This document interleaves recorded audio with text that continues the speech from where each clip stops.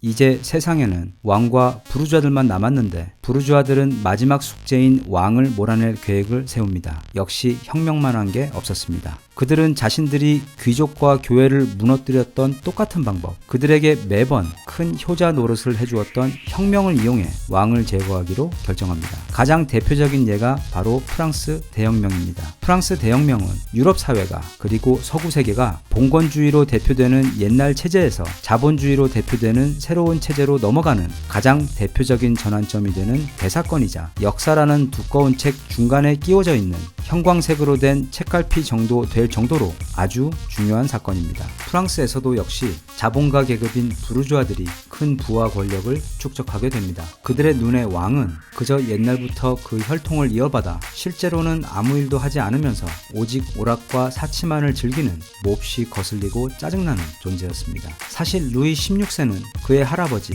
그러니까 루이 14세 때부터 사치가 엄청 심했는데, 그래서 루이 14세는 죽으면서 아들 루이 15세에게 엄청난 빚을 남기고 죽습니다. 그런데 루이 15세는 그 빚을 갚을 생각은 하지 않고 아버지 못지않게 엄청난 사치를 이어가며 결국 루이 16세에게 자신이 받았던 것보다 훨씬 더 큰 빚을 남기고 죽습니다. 그런데 루이 16세 역시 어릴 때부터 보고 배운 게 사치뿐이라 할아버지와 아버지에게 부끄럽지 않은 수준의 사치 플렉스를 이어갑니다. 빚은 오직 국민들과 부르주아들을 쥐어 짜내어 얻은 세금으로만 충당하려고 했고, 결국 부르주아뿐 아니라 국민들에게도 공공의 적이 되어버립니다. 그러다 결국 사건이 터지게 됩니다. 이 세상에서 제일 무서운 것은 바로 배고픈 백성이다 라는 말이 프랑스에서 태어난 바로 그 사건이 터지고 만 것입니다. 1789년에 프랑스 혁명이 일어났는데 당시 상황이 어땠냐면, 우선 그 5년 전인 1785년 프랑스 전역에 엄청난 가뭄과 흉년이 듭니다.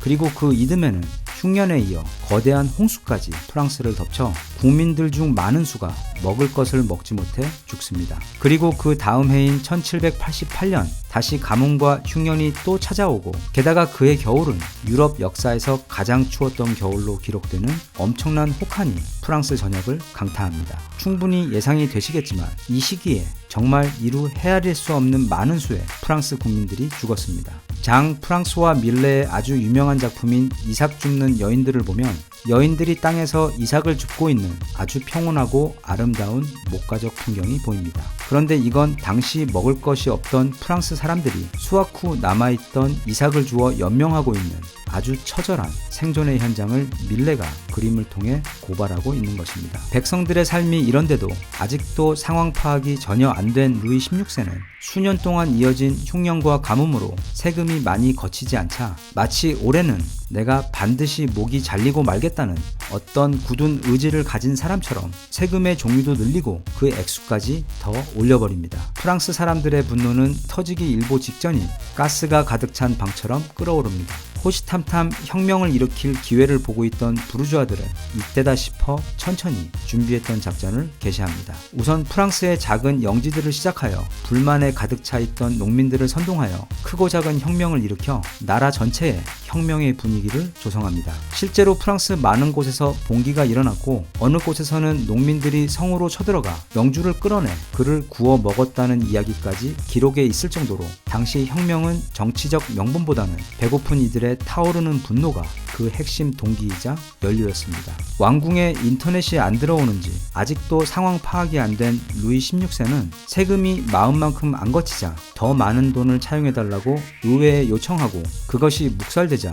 열받아서 고등법원과 산부회를 아예 해산시켜버리고 돈을 강제로 출금하려 합니다. 쉽게 말하면 왕이 돈을 더 달라고 억지를 썼고, 당시 고등법원과 산부회의 대부분을 차지하고 있던 부르주아들이 더 이상은 대출은 안 된다고 제발 정신 좀 차리라고 왕에게 대들었더니 왕이 갑자기 부르주아들을 모두 해고해버리고 걔네들 사업장에 세무조사까지 때려버린 격입니다. 이 일로 부르주아들의 눈이 돌아갑니다. 부르주아들은 다양한 언론을 이용해서 루이 16세의 사치 행각을 본격적으로 알리기 시작했으며 그 중에서도 루이 16세의 왕비였던 마리 앙뚜아네트의 사치에 대해 대대적으로 선동합니다. 마리 앙뚜아네트가 그 흉년에 구입했다던 어마어마한 크기의 보석 목걸이에 대한 이야기와 배고픈 백성들을 보고 빵이 없으면 케이크를 먹으면 되지 않냐며 그들을 조롱했다는 이야기를 프랑스 농민들 사이 여기저기에 뿌리고 다닙니다. 마리 앙뚜아네트에 대한 이 이야기들은 이미 터질 만큼 가스가 가득 찬 그 방에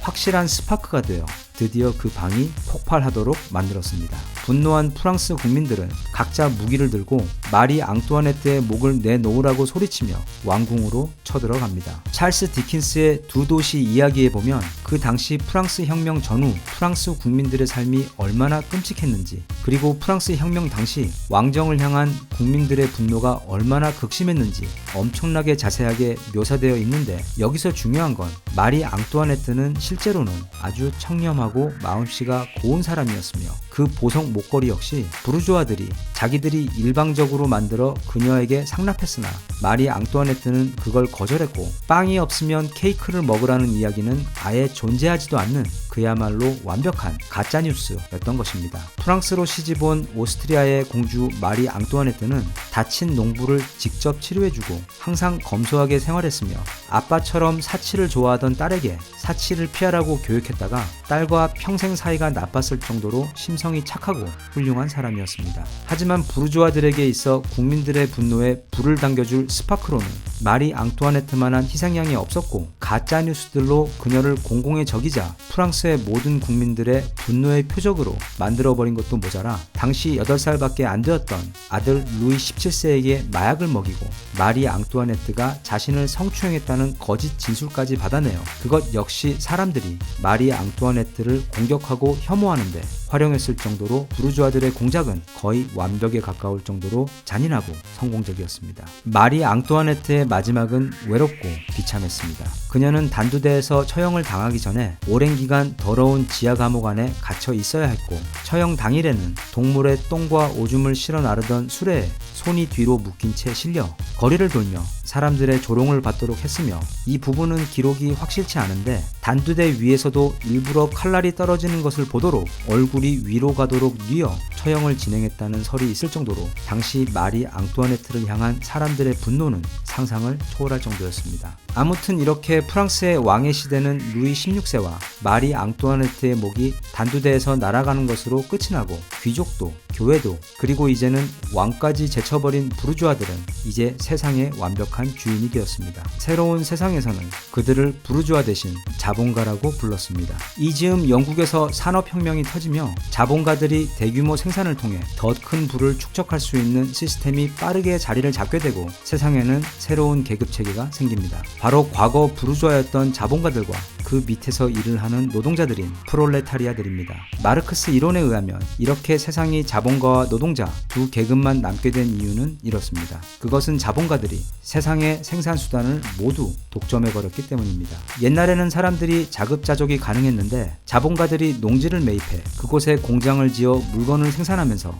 농부들은 더 이상 농사를 지을 수 없게 되었고, 직접 물건을 만들어 팔아보려고 해도 자본가들이 공장을 돌리며 만들어내는 물건과는 그 품질과 가격에서 도저히 경쟁이 안 되기 때문에 유럽의 가내 수공업 역시 완전히 무너져 버렸습니다. 유일하게 남은 옵션은 자본가가 가진 공장에 들어가 노동자로 일하는 것 뿐이었습니다. 그래서 세상은 자본가와 노동자 두 계급으로 재편된 것입니다. 자본가는 나날이 더 큰 돈을 벌고 있었지만 그들의 밑에 들어간 노동자, 즉 프롤레타리아들의 삶은 마치 노예의 삶처럼 끔찍했습니다. 어른부터 심지어 7살짜리 아이들까지 공기도 잘 통하지 않는 공장에서 하루 평균 16시간 단순 노동을 해야 했고, 그 과정에서 화장실을 갈 수 있는 것은 딱 한 번 뿐이었습니다. 그리고 그 즈음 개발된 제임스 와트의 증기기관 기술이 나날이 발전하며 노동자들은 더욱 빨리 손을 놀려야 했습니다. 당시 많은 노동자들이 열악한 작업 환경과 끔찍한 수준의 작업 강도 때문에 아주 젊은 나이에 죽었는데,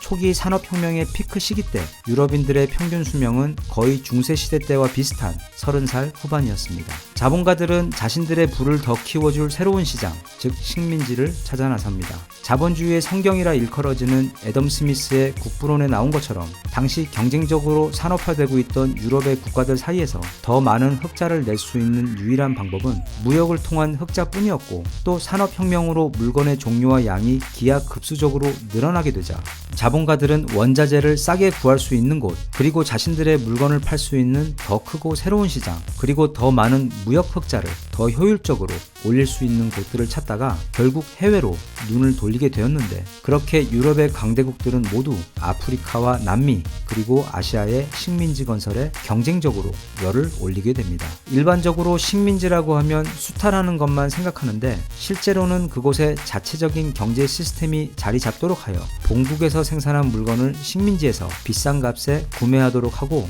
다양한 종류의 세금으로 추가 수익을 내는 것이 당시 식민지 운영 경제 전략의 한 축이었습니다. 자본가들은 이제 산업혁명과 해외 식민지 건설을 통해 마치 날개를 단 듯 나날이 부자가 되어가고 그 돈으로 정치까지 장악하며 세상 무서운 것 없는 시절을 보냅니다. 이런 자본가들의 세상을 우리는 자본주의라고 부릅니다. 자본주의는 그들에게 천국과도 같은 곳이었습니다.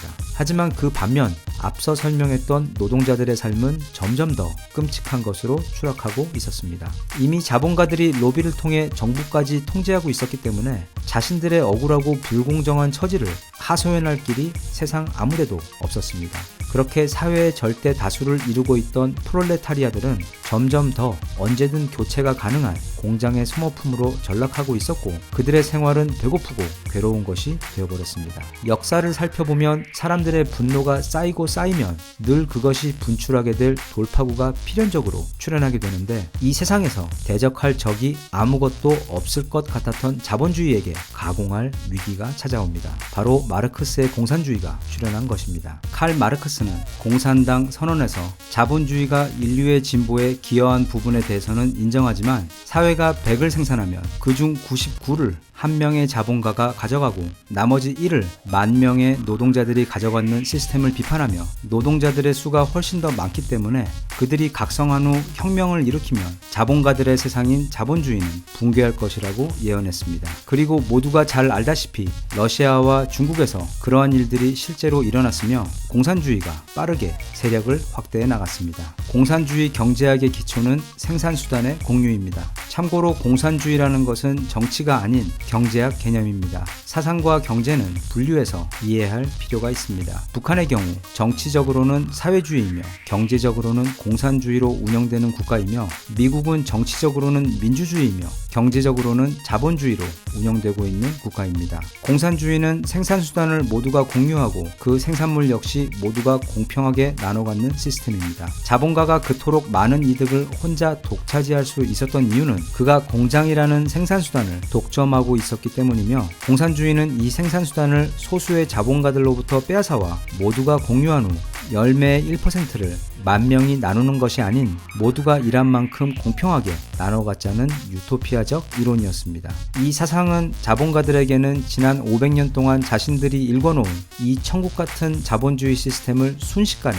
빼앗겨 버릴 수도 있는 진짜 꿈에서도 상상하기 싫을 만큼의 최악의 위협이었습니다. 게다가 예전에는 자신들이 귀족이나 교회 그리고 왕과 같은 경쟁자들을 제거하기 위해 사용했던 그 혁명이라는 도구가 이제는 참 아이러니하게도 자신들을 제거하는 데 쓰이게 될 위기에 놓였던 것입니다. 때문에 자본주의의 종주국이자 자본주의 그 자체인 미국은 이미 공산주의가 완전히 장악해버린 소련에 대항해 민주주의 대 공산주의라는 프레임으로 오랜 냉전을 치렀지만, 사실 그것은 자본주의 대 공산주의의 전쟁이었습니다. 그 전쟁의 결과는 이미 역사이기 때문에 우리 모두가 잘 알고 있는 그대로입니다. 자본주의가 이겼고 공산주의는 안으로부터 스스로 무너졌습니다. 공산주의라는 이상적 개념은 그 실행에 있어 허점이 많은 시스템이었습니다. 자본주의를 주창한 애덤 스미스가 보이지 않는 손에 의해 자본주의 안에서도 부의 분배가 잘 이루어질 것으로 기대했지만 전혀 그렇게 되고 있지 않는 것처럼, 마찬가지로 공산주의에서도 인간의 물욕 때문에 공평하게 나누어 가져 배고픔을 없애겠다는 공산주의 이념 역시 당을 중심으로 한 지배계층은 상상을 초월하는 부와 권력을 누리는 반면, 하위 계급들은 자본주의 속에서 자본가들의 지배 밑에서 경험하던 그 배고픔과 별반 다르지 않거나 오히려 더 혹독한 가난과 희생을 강요받는 경우가 거의 모든 공산주의 국가에서 공통적으로 발생한 것에서 알 수 있는 것처럼, 공산주의는 인간 본성을 제대로 이해하지 않고 설계된 실패한 경제 개념으로 이제는 세상에서 거의 완전히 소멸되어 가는 중입니다. 공산주의의 출현으로 인해 진짜 깜짝 놀라며 식은땀을 흘렸던 자본주의는 그 큰 위기를 잘 넘겼습니다. 그리고 이제 경쟁자 없는 세상에서 무섭게 진화를 이어갑니다. 가장 큰 진화의 틀은 두 가지입니다. 하나는 우리가 일반적으로 그룹, 홀딩스 또는 트러스트라고 부르는 거대한 자본 집단의 탄생입니다. 쉽게 말하면 동일 업종에 종사하는 기업들이 M&A를 통해 서로 합병하거나 인수하는 과정을 거쳐 거대한 공용 기업으로 진화하는 것을 말합니다. 독일 자동차 그룹 폭스바겐이 좋은 예입니다. 폭스바겐은 비록 독일어로 국민차라는 이름에 어울리는 골프처럼 귀엽고 저렴한 자동차를 생산하는 브랜드이지만, 폭스바겐은 그 밑으로 포르쉐와 벤틀리 그리고 부가티와 같은 초호화 브랜드들을 소유하고 있는 이 지구상에서 가장 큰 자동차 회사이며, 폭스바겐의 또 다른 브랜드인 아우디는 또 그 아래 람보르기니와 두카티를 소유하고 있을 정도로 회사 포트폴리오가 엄청 화려합니다. 명품 쪽에서도 좋은 예가 있습니다. 바로 LVMH, 즉 루이비통, 모엣 헤네시 그룹입니다. 자본주의의 적대적 인수의 교과서라고 불릴 정도로 창업자 베르나르 아르노는 차근차근 완벽한 적대적 인수들을 거쳐 우리가 알고 있는 거의 대부분의 명품 브랜드를 한 지붕 아래 소유하고 있습니다. 너무 많으니까 그 대표적인 것만 살펴보면 루이비통, 크리스찬 디오르, 펜디, 지방시, 로에베, 벤조, 셀린느, 마크 제이콥스, 리모아 외 최근에는 그토록 갖고 싶어하던 에르메스의 지분도 이미 상당 부분 확보한 상태입니다. 그 외 불가리 시계와 태그 호이어 등 많은 명품 시계 브랜드들과 세계 최대 화장품 종합 편집샵인 세포라와 DFS 면세점까지 가지고 있습니다. 이들 자본 집단들은 아주 쉽게 생각하면 우리나라 대기업이랑 비슷한 구조인데, 사람으로 표현하자면 마동석을 100명 정도 합쳐놓은 괴물로 시장에서는 그 적수가 없으며, 그래서 거의 대부분 독점의 형태로 시장에서 활동하고 있습니다. 세계의 모든 시장에서는 큰 기업들이 작은 기업들을 먹으며 덩치를 키워가는 현상이 이미 지난 100여 년 가까이 진행되고 있으며, 현재는 이미 거의 모든 시장에서 그 주인이 정해진 상태이며, 이 세상에 있는 진짜 회사들의 수를 모두 헤아려 보면 아마 채 100개도 안 될 겁니다. 나머지는 모두 그 아래 소속된 서브 회사들이며, 앞으로 시간이 조금만 지나면 세상의 시장은 아주 정말 소수의 기업들이 나머지 기업들을 모두 소유하고 있는, 그걸 또 더 극단적으로 상상해보면 단 하나의 회사가 세상의 모든 기업들을 소유하는 상황 역시 충분히 생길 수 있습니다. 자본주의 진화의 또 하나의 축은 바로 금융입니다. 17세기 네덜란드의 동인도 회사는 이후 거의 200년 동안 인도와 동양으로부터 차와 향료, 비단, 그리고 도자기 같은 물건들을 실어 나르기 위해 총 4,785척의 거대한 선박들을 운용하며 총 250만 톤의 물건들을 실어 날랐습니다. 물론 그 어마어마한 규모만큼 돈도 많이 벌었지만, 배로 도자기를 실어오는 그 수개월 동안 바다 위에서 폭풍우를 만나 침몰한 선박들의 수도 매우 많았으며, 무엇보다 가져온 물건을 시장을 찾아 팔아야 했기에 투자가 현금화되는 데에는 많은 시간이 걸렸습니다. 참고로 당시 네덜란드에서 동양으로 출항한 선박들은 대부분 한 사람이나 한 회사의 소유가 아닌 여러 사람들이 돈을 모아 선박을 건조하고 또 그 항해에 대한 비용을 투자하여 진행하였습니다. 왜냐하면 그 비용이 엄청나게 컸기 때문입니다. 때문에 여러 투자자들에게 회사의 권리를 나누어 분배하는 오늘날 주식회사라는 개념은 1609년 네덜란드에서 최초로 생긴 것이며, 또한 리스크라는 단어의 어원이 지도 없이 떠나는 항해라는 아랍어에 그 뿌리를 두고 있는 것처럼, 당시 진짜 많은 수의 배들이 바다에서 침몰하는 사고를 당했기 때문에 세계 최초의 근대 보험 체계 역시 같은 시기에 네덜란드에서 개발되었습니다. 아무튼 다시 우리 이야기로 돌아가서 사회가 발전하면서 투자와 사업을 현금화하는 방법이 점점 더 간편해지고 빨라지다가 최근에 와서는 아예 돈 그 자체만을 거래하는 금융업이 경제의 중심에 서게 됩니다. 예전에는 유럽에서 출발한 선박이 수개월에 걸쳐 바다를 건너 도자기를 실어오고 그것을 다시 유럽 전역에 판매하여 수익을 내던 것이, 이제는 국가 간 연결된 최첨단 전산 시스템을 통해 물건이 아닌 주식을 사고 파는 것만으로 실시간으로 국가 간 부의 이동이 가능해졌습니다. 다시 말하면 가장 최근 버전의 자본주의 시스템은 부, 즉 자본이 바다나 국가 같은 물리적 장벽 같은 것에 전혀 구애받지 않고 배나 비행기 따위에 실려서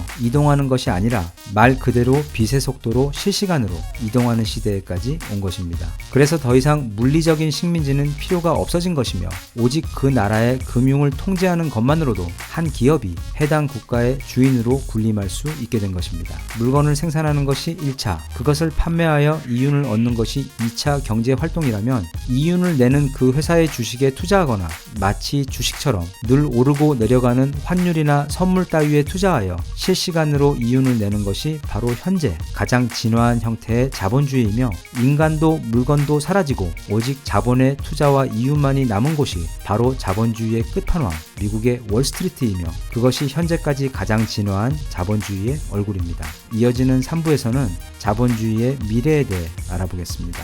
대한민국 만세. 감사합니다.